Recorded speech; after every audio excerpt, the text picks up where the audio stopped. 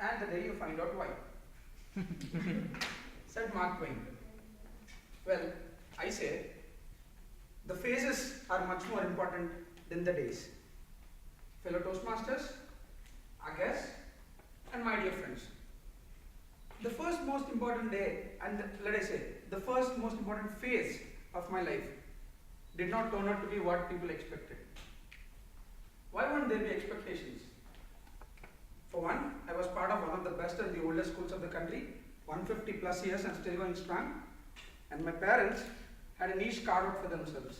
When they first came into the city, they did not have anything else except for their education and a small hope to make it big in the city.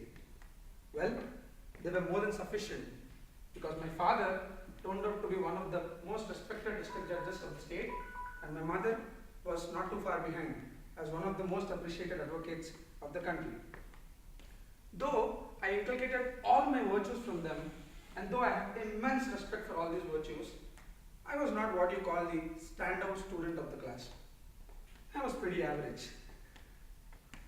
I did not know what I was doing or why I was doing it.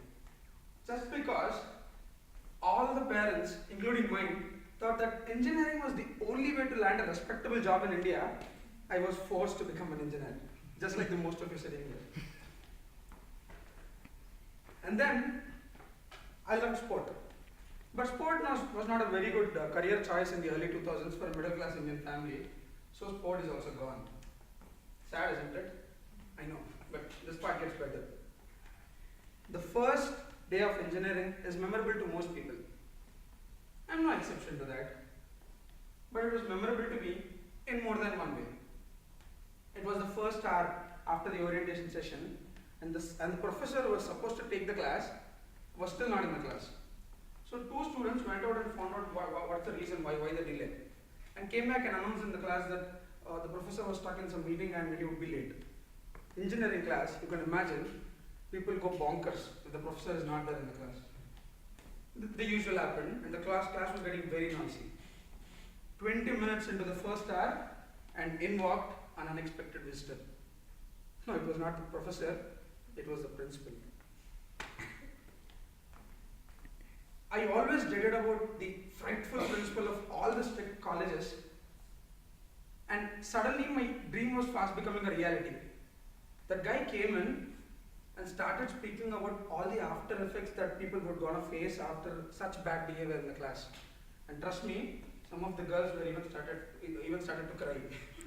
And there I was, sitting in the first row, trying to avoid his eye contact, and thinking all random thoughts in my mind, panic-stricken thoughts. Why is he reprimanding us like this? Isn't the elation understandable on the first day of college? What wrong did we do? If the professor doesn't come to the class, is it our mistake? Why don't someone just stand up and tell him the reason? Why doesn't just someone stand up and speak out? And out of the blue came my moment. Why am I not standing up and speaking out? What is stopping me from standing up and speaking out? To the surprise of the whole class, including the principal and myself, I stood up and I spoke out. I told him the reason why people were behaving like that, and then I apologized to him immediately. This seemed to have satisfied him as he walked out of the class, nodding his head in approval. At this point, I was still standing. All the students of my class were looking at me with open mouths, when someone from the back row shouted, "You, my friend, are a true leader." My moment of realization. That is when I thought, leadership is what responsibility is. Responsibility is, then I knew who I was and what I wanted. I am Abhay, and I am a leader. I know that responsibility is not just for people who are sitting right next to you. It's about taking you yourself, taking up the responsibility, and you taking up responsibility for the people around you. That is what Mark Twain was talking about. Undoubtedly, the second most day, or let me say, the second most important phase of my life has arrived, and it is here to stay.